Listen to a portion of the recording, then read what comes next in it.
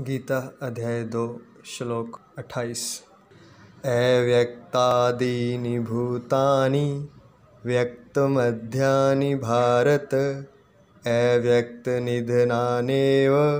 तत्र का परिदेवना। अव्यक्तादीनि भूतानि, जन्म से पहले अव्यक्त थे, व्यक्त मध्यानि और मध्य में व्यक्त हो जाते हैं, अव्यक्त निधनानेव और निधन होने पर, विनाश होने पर फिर अव्यक्त हो जाते हैं।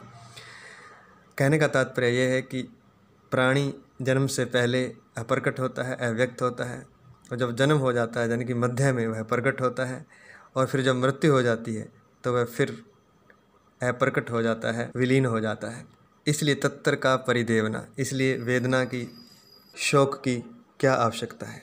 इसमें समझने वाली बात है कि कोई भी वस्तु या व्यक्ति जिसका अस्तित्व पहले नहीं था, प्रारंभ में नहीं था, और फिर कुछ समय बाद भी उसका अस्तित्व नहीं है, तो बीच में हमें कुछ समय के लिए वह व्यक्त दिखाई देती है, वह वस्तु या व्यक्ति या प्रकट दिखाई देता है।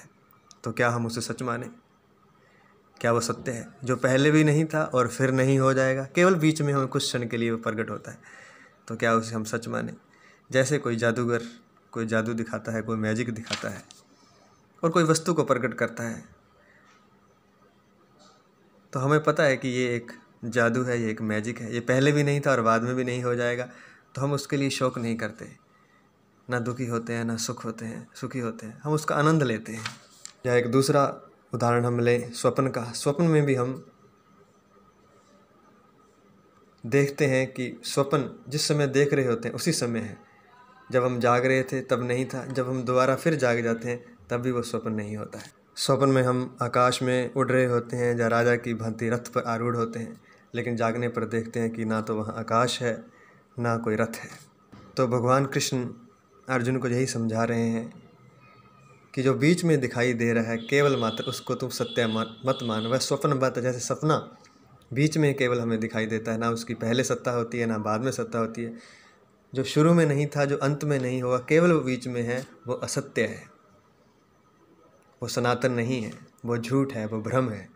इसलिए आत्मा के बारे में ये कहा जाता है कि वो सनातन है, क्योंकि वो जन्म से पहले भी थी, जन्म के समय भी है, जन्म के बाद भी होगी, जा होगा। तो आत्मा सत्य है। इसलिए आत्मा तक पहुंचने की बात कही जा रही है, शरीर में अटकने की बात नहीं की जा रही। शरीर को महत्व नहीं दिया जा रहा, आत्मा को महत्व दिया जा रहा है, और आत्मा के आधार पर ही पूरा दर्शन समझाया गया है। लौत से चीन के संत हुए, उनके बारे में एक कथा आती है कि एक सुबह जब वो जगे तो बड़े उदास थे, बड़े चिंतित थे, बड़े परेशान थे।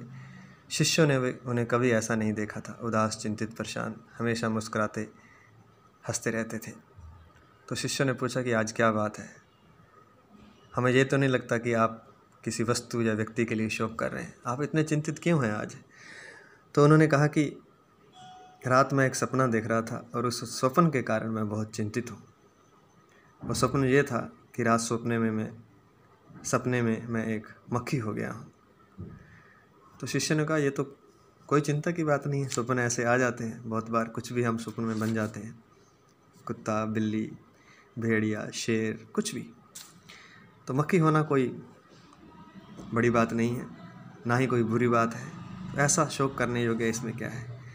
कहते नहीं, मैं तब से चिंता में पड़ गया हूँ कि जैसे मैं सोया और मैंने स्वप्न देखा कि मैं मक्खी हो गया हूँ, तो ऐसा भी तो हो सकता है कि मक्खी स्वप्न देखे, वो सोई हो इस समय और वो स्वप्न देख रही हो कि वो लात से हो गई है। तो मैं भ्रम में पड़ गया हूँ कि सच क्या है। खैर, वो तो संत थे, वो उस अवस्था को प्राप्त कर चुके थे, वो शिष्यों को समझाने के लिए कोई बात कर रहे थे। तो यही बात हमें समझनी होगी कि स्वप्न कौन सा है। तो संत पुरुष कहते हैं कि ये जो चल रहा है ये स्वप्न है। हम स्वप्न में भी स्वप्न देखते हैं, लेकिन ये जो चल रहा है, ये जीवन जो है, ये स्वप्न है, ये एक रंगमंच चल रहा है। इसलिए शोक करने की आवश्यकता नहीं है, क्योंकि ये खेल चल रहा है। इसलिए उसको लीला भी कहा जाता है, कृष्ण लीला, राम लीला। इसको समझने के लिए हम 2 फिल्में भी देख सकते हैं, इंग्लिश मूवी हैं। एक का नाम है इंसेप्शन, दूसरी का नाम है अवतार। तो काफ़ी कुछ क्या पूरी तरह से इस दार्शनिक चिंतन को आप समझ सकते हैं कि स्वप्न क्या होता है, स्वप्न के भीतर स्वप्न क्या होता है, और मनुष्य आत्मा को आधार बनाकर जीव किस तरह शरीर ग्रहण करता है और फिर वापस चला जाता है, लेकिन आत्मा वैसी की वैसी रहती है, ना वो मरती है ना वो जन्म लेती है।